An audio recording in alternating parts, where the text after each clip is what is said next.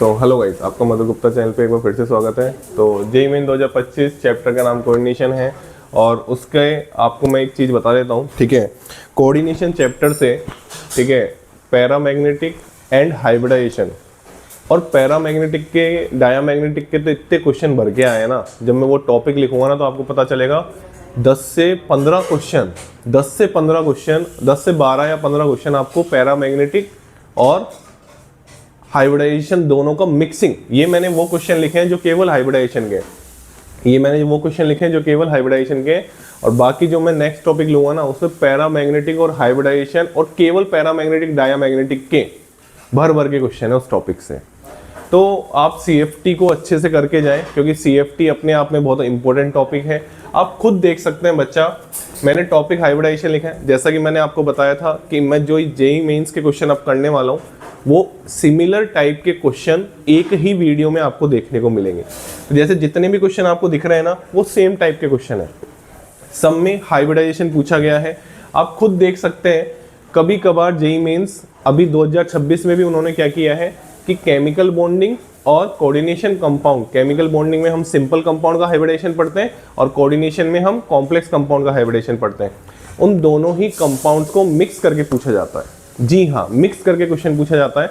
तो आइए हम क्वेश्चन की बात कर लेते हैं। आइए चलिए, तो अगर हम क्वेश्चन की बात करें तो सबसे पहला क्वेश्चन है, देखो आप अगर आप खुली आंखों से देख पा रहे हैं तो 8 अप्रैल शिफ्ट 2, 3 अप्रैल शिफ्ट 1, 28 जनवरी शिफ्ट 2 आपको दिख रहा है। यहाँ पे आराम से देखें, यहाँ पे मैंने अंडरलाइन कर रखी है, यहाँ पे देखें आराम से। सेम कंपाउंड रिपीट हो जाता है यार, कंपाउंड लाएंगे कहाँ से, फिक्स कंपाउंड है वही रिपीट होते रहते हैं, ठीक है ना। चलिए, तो अगर मैं आपको बात बताऊं, सबसे पहला बहुत फेमस है, ये बहुत फेमस है। यहाँ पे जो CO3+ में है, अब ये मैं आपको नहीं, देखो मैं आपको इस वीडियो के डिस्क्रिप्शन में एक लिंक दूंगा जहाँ पे मैंने जेईई एडवांस की प्लेलिस्ट का एक लिंक दूंगा, उसको आप जाके विजिट करिए और आपके जेईई एडवांस के तो क्वेश्चन सोल्व होंगे ही। वो सब बच्चों के लिए है, वो नीट वाले बच्चों के लिए भी है, वो जेईई मेंस वाले बच्चों के लिए भी है, वो जैम वाले बच्चों के लिए। मैं ये बहुत बार बोल भी चुका हूँ बच्चा, क्योंकि उसमें मैंने कॉन्सेप्ट को भी एक्सप्लेन किया है। क्वेश्चन के थ्रू किसको एक्सप्लेन किया है, कॉन्सेप्ट को भी एक्सप्लेन किया है। तो बच्चा जब जेईई मेंस जेईई एडवांस के तरीकों पे फॉलो कर रहा है, मोर देन 1 करेक्ट वाले एक ही क्वेश्चन में डाल रहा है, तो हमको भी वैसी प्रैक्टिस करनी चाहिए। तो आपका वहाँ पे केवल क्वेश्चन सोल्व नहीं होगा, आपको कॉन्सेप्ट भी समझाया गया है।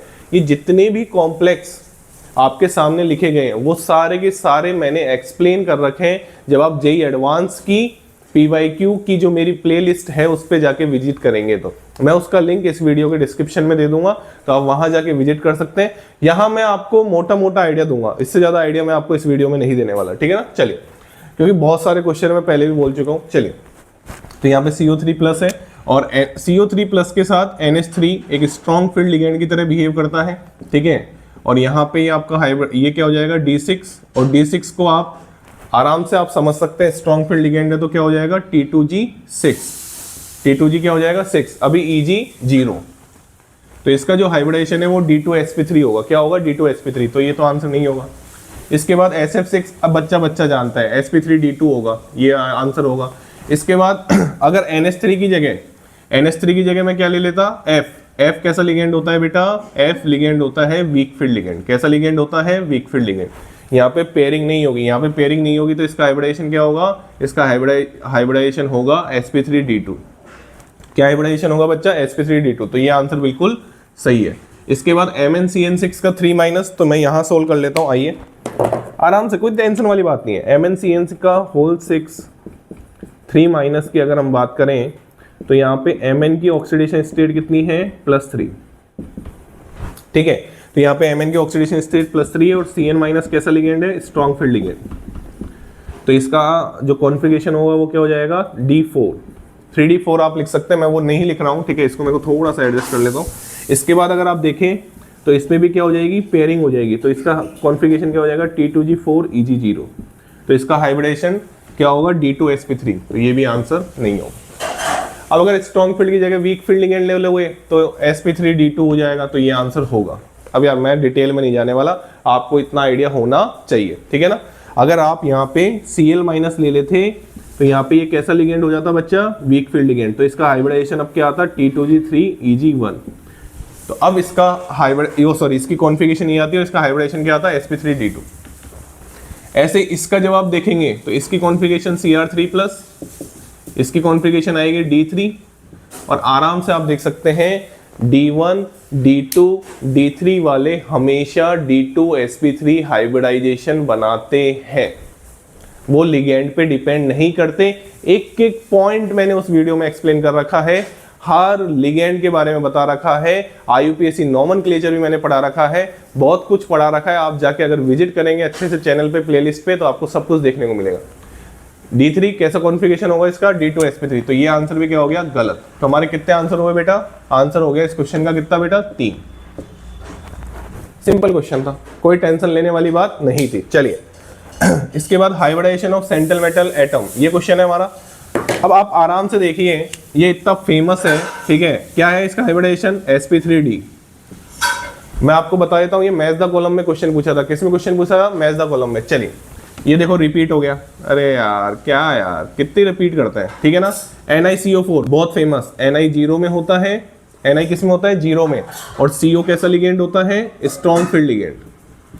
तो यहाँ पे अगर आप देखें तो इसकी कॉन्फ़िगरेशन 3D10 बनती है और ये डायामैग्नेटिक बनता है, इसमें कोई भी अनपेयर्ड इलेक्ट्रॉन नहीं होता, और इसका हाइब्रिडाइजेशन बनता है sp3। ये बहुत फेमस है। इसके बाद इसकी बात करूं तो Pt+2। अब ये तो इसमें तो दिमाग ही नहीं लगाना होता, DsP2 होगा। क्या होगा, DsP2। PD PT वाले चाहे लिगेंड कैसा भी हो, वो किसकी तरह बिहेव करता है, स्ट्रॉन्ग फील्ड लिगेंड की तरह बिहेव करता है, ठीक है ना। चलिए तो ये मैच द कॉलम का क्वेश्चन था, मैंने आंसर आपको बता दिया। इसके बाद ये रिपीट है ना यार, यहाँ पे तो सोल्व किया था। बताओ क्या हाइब्रिडाइजेशन है, sp3d2।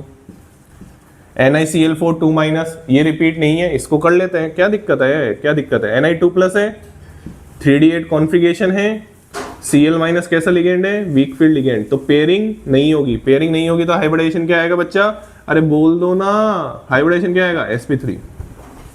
अरे पेयरिंग नहीं होगी इसमें, ठीक है, इसमें पेयरिंग नहीं होगी। अरे बहुत फेमस है, NCERT का है, NCERT लिख दूंगे यहाँ पे, NCERT, ये भी NCERT का है, ये भी NCERT का है, ठीक है ना। चलिए तो ये यहाँ पे क्या हो गया, हाइब्रिडेशन पूछा था तो इसका हाइब्रिडेशन क्या हो जाएगा, sp3। ये देखो रिपीट हो गया, तो इसका हाइब्रिडेशन क्या हो जाएगा, D2sp3।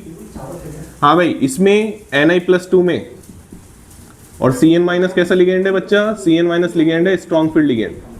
तो यहाँ पे क्या हो जाएगी, पेयरिंग हो जाएगी। हाँ, इसका कॉन्फ़िगरेशन 3D8 ही होगा, लेकिन यहाँ पे पेयरिंग हो जाएगी, तो यहाँ पे हाइब्रिडेशन क्या हो जाएगा, DsP2। Cn, ये भी NCERT का।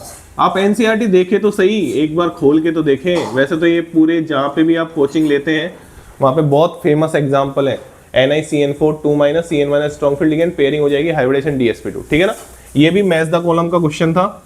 ये भी किसका क्वेश्चन था, मैच द कॉलम का। ये भी किसका क्वेश्चन था, मैच द कॉलम का, ठीक। ये ऑब्जेक्टिव टाइप क्वेश्चन था। और इस पे आइए, अब मैं थोड़ा सा आपको दिखाता हूँ। क्वेश्चन बोल रहा है from the magnetic behaviour of NiCl4 2-, solve कर चुके हैं अपन। पैरामैग्नेटिक हमने वो भी बता दिया है, NiCO4 डायामैग्नेटिक हमने वो भी बता दिया है, ज्योमेट्री और ऑक्सीडेशन स्टेट बतानी है। अब देखो कितना हलवा क्वेश्चन है, ठीक है, मतलब रिपीट देखो, आप रिपीटेशन देखो। जैसे मैं आपको बताऊं कि NiCl4 2- और NiCO4, ये समझाया मैंने यहाँ पे, ये रहा। और ये आपको आपकी खुशी के लिए मैं बता देता हूँ NCERT का क्वेश्चन है, और ये भी NCERT का क्वेश्चन है। इसकी ज्योमेट्री जो होगी वो क्या होगी, टेट्राहेड्रल, और इसकी ज्योमेट्री जो होगी वो क्या होगी, टेट्राहेड्रल। और यहाँ पे उसने क्या पूछा था, ऑक्सीडेशन स्टेट, निकल की सेकंड होगी, और यहाँ पे निकल की ऑक्सीडेशन स्टेट क्या होगी, 0 होगी। जितने भी आपके सामने कंपाउंड लिख रखे हैं ना, वो सारे के सारे फेमस कंपाउंड हैं। ऐसा कोई भी कंपाउंड नहीं दिया जो एक्सेप्शन हो, सब फेमस कंपाउंड हैं, सब के सब। ये सारे के सारे इतनी बार रिपीट हो चुके हैं, इसलिए बोलते हैं PYQ करके जाओ। अब आराम से देखो ना, 3 अप्रैल को क्वेश्चन आया था, 8 अप्रैल को क्वेश्चन आया, SF6 पूछा गया था, SF6। आराम से देखो ना, NiCO4 पूछा गया था, NiCO4, NiCl4 2- पूछा गया था, NiCl4 2-, पूछने का तरीका चेंज हो रहा है बट कंपाउंड सेम है। तो मैं आपको यही समझाना चाहता हूं, वापस एक बार PYQ जरूर करके जाएं, मोस्ट इंपोर्टेंट होते हैं, यही घूम फिर के आते हैं। आपको ऐसा लगेगा कि सर क्वेश्चन जल्दबाजी में समझा रहे हैं, जल्दबाजी में नहीं समझा रहा। मेरा जो मोटिव है ना, आपको ये दिखाना है कि क्वेश्चन किस तरीके से रिपीट हो रहे हैं, क्योंकि मैं इनके कॉन्सेप्ट अच्छे से JEE एडवांस PYQ की प्लेलिस्ट में समझा चुका हूँ। ठीक है ना, चलिए thank you so much. Channel को लाइक करें, शेयर करें और सब्सक्राइब करें।